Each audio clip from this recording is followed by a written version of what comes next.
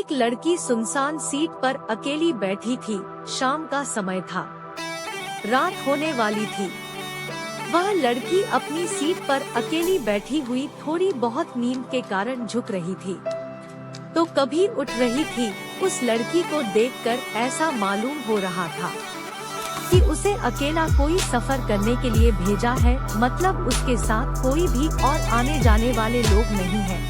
इतने में वहाँ उस ट्रेन की बोगी में टीसी आ गया था टिकट चेक करने के लिए। जैसे ही टिकट चेक करने वालों को देखी वह लड़की अचानक घबरा गई। वह लड़की जैसे जैसे टीसी को अपने पास आते देख रही थी, वैसे वैसे उसकी घबराहट बढ़ रही थी। मुझे देखकर यह मालूम हो रहा था कि उस लड़की के पास टिकट तो बिल्कुल भी नहीं होगा। इसी कारण से वह लड़की टिकट चेक करने वालों को देखकर ऐसे कांप रही थी जैसे उसके पास टिकट ही ना हो। जैसे ही टिकट चेक करने वाले उस लड़की से पूछता है कि टिकट दिखाओ, तभी वह लड़की गुमसुम और मधुर आवाज में कहती है कि मेरे पास टिकट नहीं है, मुझे बहुत जरूरी काम है।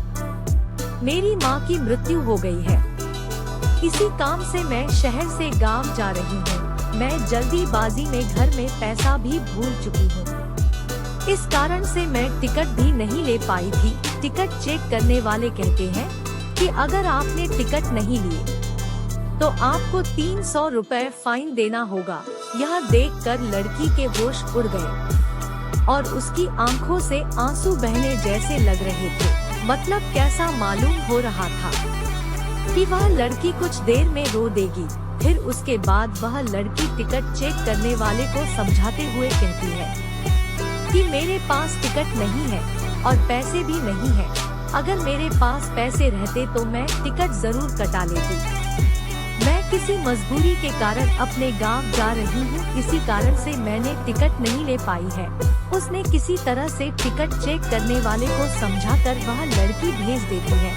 टिकट चेक करने वालों को भी उस पर दया आ जाती है और वह पूरी सफर तय करने तक का टिकट भी फ्री में उसे दे देता है। वहाँ पास बैठे ऊपर वाली सीट से मैं यह सब नजारा देख रहा था।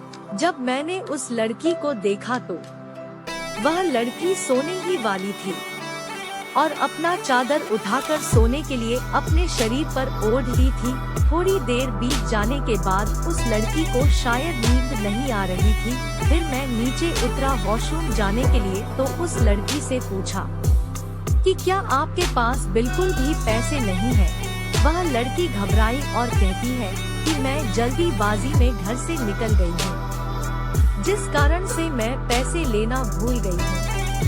उसके बाद मैं उसे 500 रुपए अपनी जेब से निकालकर उसे देने का प्रयास करता हूँ, लेकिन वह लेने से मना करती है। मैंने उससे कहा कि मैं तुम्हें कोई एहसान नहीं कर रहा हूँ, मैं तुम्हें अपना एड्रेस बता रहा हूँ।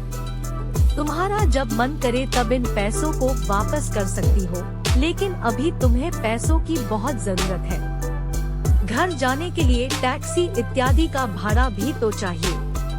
इतना सुनते ही और मेरे मनाने के बाद वह लड़की पैसे ले लेती है और कहती है कि मैं घर जाकर आपको पैसे वापस कर दूंगी। फिर वह लड़की सो जाती है और मैं भी अपनी सीट में सो जाते हैं। सुबह जब मैं नींद से जागा तो देखा कि वह लड़की अपनी सीट पर नहीं है। फिर मैंने उस लड़की को ज्यादा याद नहीं किया। कुछ घंटे बाद में भी अपने घर पहुंच गया था।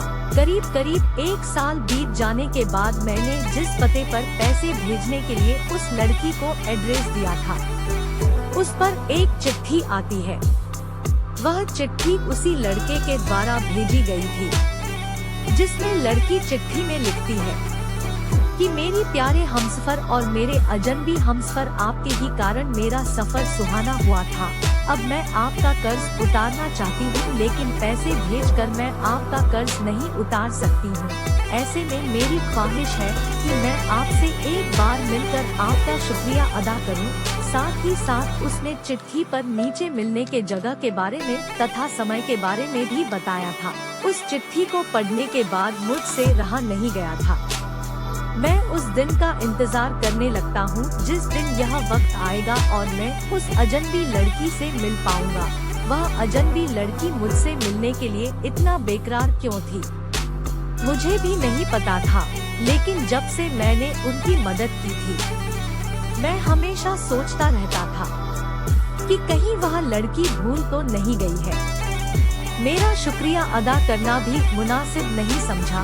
फिर वह दिन भी आ गया था जिस दिन मिलने का चिट्ठी में जिक्र किया था। जब मैं उस जगह पर पहुंचा तो देखा कि वह लड़की पहले से उसी जगह पर मौजूद था।